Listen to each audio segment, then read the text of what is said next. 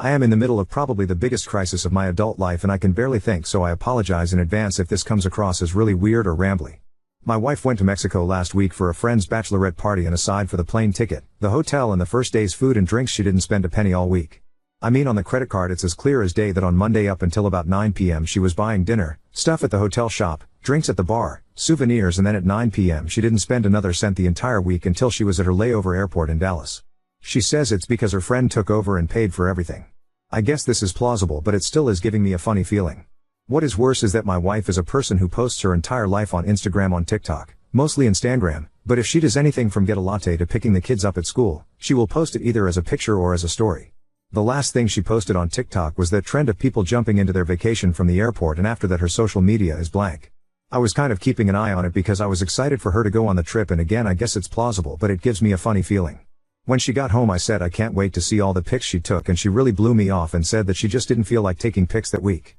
She has also been incredibly distant, and last night she said she just felt like sleeping on the couch because the AC hits better. This is 100% true, but I swear I heard her talking on the phone in the middle of the night. When I got up to check on her I accidentally tripped over the dog and made a huge racket, so when I got downstairs she appeared to be asleep. I brought all of this up this morning and said I'm not accusing her of anything, but all this put together is making me feel uneasy. I wasn't trying to bait her or fight with her, just get my feelings on the table. She said you were a major fucking asshole for bringing this up on her first day back at work. I said I wasn't trying to pry, just communicating with her, and she said your communication is prying and I am not discussing this with you ever again. She then took the kids to summer camp and left. Update 1. So I realized that her text probably synced to her iPad, so I just checked.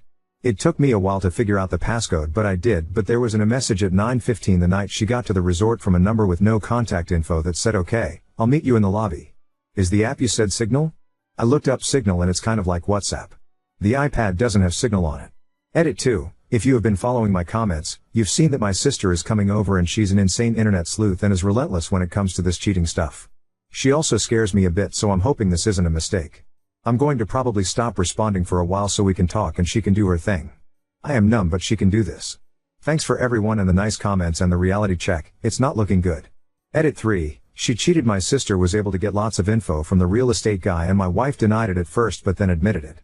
Soru, it took so long to update, but I'm numb. Have literally zero idea what to do now. Oop, I love my little sister to death and obviously her skills and tenacity were invaluable here, but I don't think the world is ready for how vicious she can be. Oop, my sister had a burner phone and texted him as my wife that her husband, me, was suspicious, so she had a new phone and for him to contact her on Signal there if he wanted to stay in touch. Literally within seconds he sent a Signal message, and through the course of an hour or so my sister, again pretending to be my wife, was able to get him to reminisce about the week they had. He sent pics of them together in a bar, them on the beach together, etc. We took pics of the Signal messages with another phone, so there is 100% smoking gun evidence of her with the guy and him saying how much fun they had. Oop, what I can't get over is how sleazy the guy is. He's not attractive, he's overweight, his real estate website reads like some get-rich scheme. He literally looks like Tony Soprano with 30 extra pounds and greasier hair. I'm ripping myself up because I just don't get it. I probably make more money than he does, combined we certainly do, so what did he have that was worth it? Is it that I spent our money on maxing out retirement accounts and college savings and not flashy BS like he obviously does? I mean, I could understand if she was attracted to hippie or rock climber / surfer dude with rock hard abs, but this guy makes it so much worse. I feel like such a failure. Oop, I'm sorry, I've had well over 1,000 questions asking for clarification. If you are asking how we found out who the guy was, it went like this. I logged into my wife's iPad and there was a single message from an unknown number where my wife said she would meet him in the lobby and asking what the Signal app was. I googled that number and it's a real estate agent's number who works in South Florida. I found his Instagram and was able to verify that he was in fact in Mexico this past week, supposedly on a golf trip with his friends. Update 2. For people looking up our personal stuff, we don't live in Lubbock, nor does my wife work for the Lubbock school system. We grew up in the area and went to college there but have long since moved to another community. Please don't try to research this as you may hurt someone who is totally not involved. I'm getting lots of advice to delete this and I don't want to, but I may have to. Edit 5. I know people really want updates and we've been talking, arguing, screaming, threatening all day long. I'm more confused than I was this morning, that's for sure. But I'm also confused, exhausted, sad, upset, nervous, and I don't know what to do. I did make a preliminary appointment with a family law attorney tomorrow to talk about protecting assets and how to navigate the legal way ahead regardless of what I chose to do.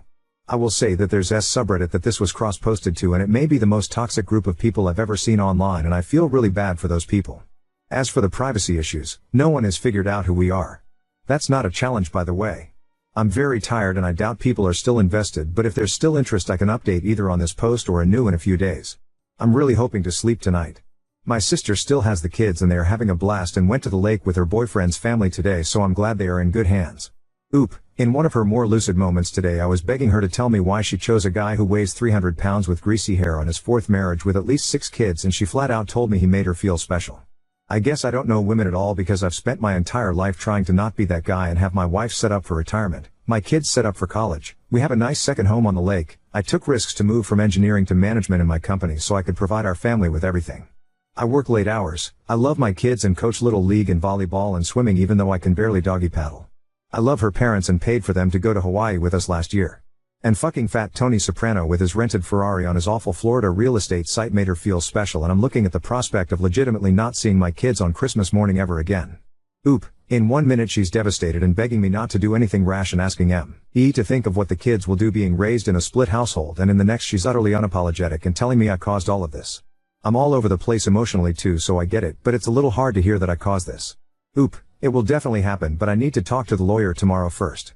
I think if I hadn't asked my sister to babysit yesterday and today, this would now be a viral cheater story all over TikTok with the pics to prove it. Oop, no, nothing graphic, just like selfies taken at the bar with arms around each other, them sitting on the beach in lounge chairs sort of snuggled up. There's a few pics where he paid for her to do parasailing and riding ATVs. There's enough where she can't deny she was spending time with him, but nothing graphic enough that would make me want to blow my brains out. Update 3. First of all, I am now in the process of getting a legal separation from my wife with the aim of getting divorced. She and I both want to take the process very slow so it's fair to everyone. I do have a personal lawyer who is handling the separation, but even she recommends that it will be cheaper and easier for us to do a mediated divorce. She, the lawyer, not my wife, has a colleague who has this sort of package deal where we will work with a certified counselor while we are meeting with a mediation lawyer to handle the legal aspects. The goal is to learn to be co-parents and friendly while go through the breakup. I know my wife is hoping to see the counselor with the aim of reconciling. I am doing the counseling so I can learn how to treat her with some sort of respect as the mother of my kids for their benefit. I can't possibly see reconciling, but I guess stranger things have happened. Those of you who read along last week know that my sister is one of those internet sleuths who, if you tell her a first initial and someone's eye color, she can come up with a person's entire life history in a matter of minutes. I've pretty much let her handle all of the dirty work. She did some research on the guy and he's an absolute piece of shit. He has judgments and liens against him all over the country. He has 6 kids with 4 different women and is delinquent on child support on most of them. It seems like his mo is to just wait until the kids turn 18 and hope they stop coming after him. And this is the guy my wife picked to ruin everything for. My sister did get in touch with his current wife and said that she has pics and text messages that prove he was cheating, and so far has not heard back from her. Who knows what's going on with that? My assumption is it's happened so many times, she expects it and or tolerates it, but maybe we'll hear back from her. My wife and I are still in the house together until the separation is official, and we may continue to be even after the legal separation is done. I just don't know, and I figure as long as we can be friendly to each other then it's okay. I had to go away on business last week, and when I got back on Saturday it was pretty clear the fight in her was gone and she wanted to talk and accept full responsibility and was willing to come clean about the whole thing. I told her I really didn't need to hear any more because her affair partner had confessed the whole thing and even sent pics. I think her thing is that she's utterly humiliated and has been very quiet, even obsequious as her general manner around the house. It's not really what I want because I didn't get married to have a servant, and the change in her normal fiery and funny personality is only a reminder that something is really wrong.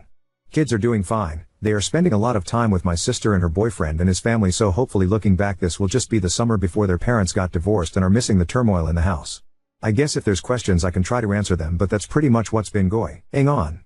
Oop, good questions. I don't think there was anything planned for the trip to Mexico. It seems like my wife just met the guy in the bar on the first night and he charmed her and it was off to the races.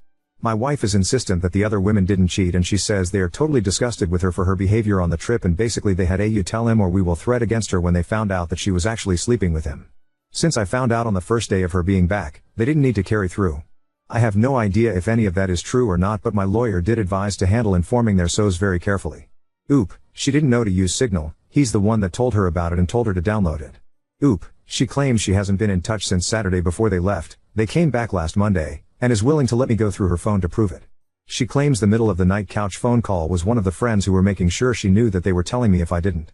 Now on to story 2, boyfriend quit his job without telling me and now I'm financially supporting him, but he refuses to get a job and expects me to buy him things. My boyfriend, 33 meters, quit his job last year without telling me. I only found out 2 days before the rent was due. We split everything 50-50, when I asked him for his part of the rent. When I asked, he simply told me he quit because he was tired of working at that place. Since then, I've been paying for everything, including rent, food, gas, bills, and anything he needs. I had to work 2 jobs while going to school for a while. It was hard. But I finally finished school a couple months ago and I found my dream job. I make enough to live comfortably, even take care of my BF and still have money for saving. However, I still want him to get a job to support himself because I think as an adult, he needs a job. But I feel like really on me too much and he thinks since my job pays well, he doesn't have any reason to work. He always say things like you make good money now so maybe you could buy me my dream car or you should open a business for me to run. It bothers me a lot. I don't mind supporting my partner financially if there's a legit reason that prevent him from working, but it's not the case. He spends most of his time playing games, meeting up with friends, or just at home watching movies. I still have to do all the chores and take care of our dogs. His family thinks that he's been working to take care of me so that I can finish school, which is not true. Now they think I was able to finish school and got a good job all because of him. I don't even want to explain to them. I just want him to get a job and have a future. When I tried to talk to him, he told me I'm not supportive and now that I have a good job, I look down on him. What should I do? Is it even worth it to try to talk some sense into him? I don't want to start dating at this age but I feel like I can't keep doing this.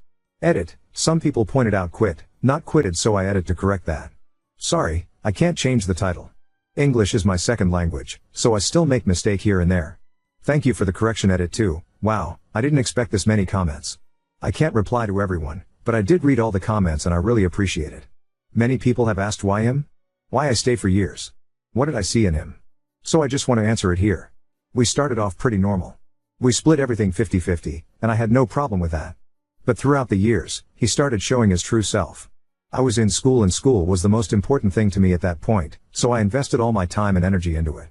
I was in a PhD program, so I had stipend, around $30,000/year, which was enough for myself but not for 2 people. After he quit his job, I was very stressed out but I had to focus on school and tried to do everything I could to survive. I didn't have time to really think about my personal life and I also didn't want to go through any changes in life, so I just let it be. In addition, he guilt trips me a lot, so I feel bad for him. But now that I have a stable job, I have time to really think about my future. I don't see myself being with him long term. I don't think it would be as easy as hey, let's break up because I know he wouldn't let it go that easy. But I'll start planning to get out, maybe ask some friends for support. His name is not on the lease, so I'll stay where I am and he'll have to move. Update 1. It's been 2 months since I posted about my situation on this sub and I just want to give you an update of how things went after I made that post. Before I go into the details, I just want to say I really appreciate everyone here. After I resolved everything, I occasionally would go back to my original post and read the comments to remind myself that I've done the right thing. After posting on here, I went home from work that day and asked my friends to come over but stay in the parking lot while I sort things out with my now ex-BF. Before I could even start the conversation, he told me his friend got a new car recently and how I should get him a car since I can afford it. I got really upset and told him he could have got himself a car if he was working. I told him how stressful it has been for me with him not working and fully relying on me. He started the "my life is already miserable and you're not being supportive" talk. I was sick of it. So I said I wanted to end things here and he needs to move out ASAP. As expected, he got upset and threw a tantrum. He was yelling, throwing stuff around, and when he realized I was being dead serious, he started threatening to hit and kill my dogs. I jumped in between him and the dogs to stop him from harming them. Then he pushed me, and grabbed me by my neck.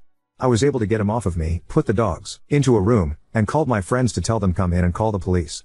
He was trying to hit me but my friends got there in time. I think he got scared when he saw my friends showed up, so he backed down but still verbally telling them to get out of the way or he would hit them too. The police came. They took him away and told me he wouldn't be able to come into the apartment anymore. He had to move but would need to be escorted by the police if he wants to grab his stuff later. It was a horrible experience, but it showed me that I've done the right thing. I thought that was the end of everything. But his auntie called me when she found out, and tried to gaslight me saying that he didn't do anything wrong and I was just upset so I called the police. I told myself that I no longer have to deal with these bullshit, so I told her to leave me alone and hung up. His family would continue to harass me but stopped when I threatened to report to the police.